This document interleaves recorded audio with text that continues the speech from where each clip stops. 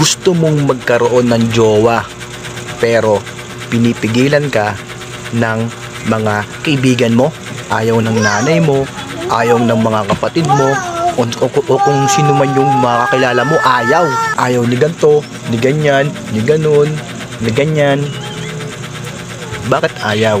Kahit yung magandang chicks doon sa kanto nakatira, ayaw.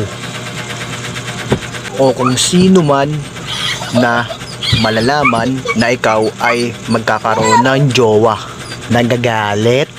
Alam mo ba kung bakit ayaw kanyang magkaroon ng jowa? Kasi ang gusto niya, siya ang jowain mo.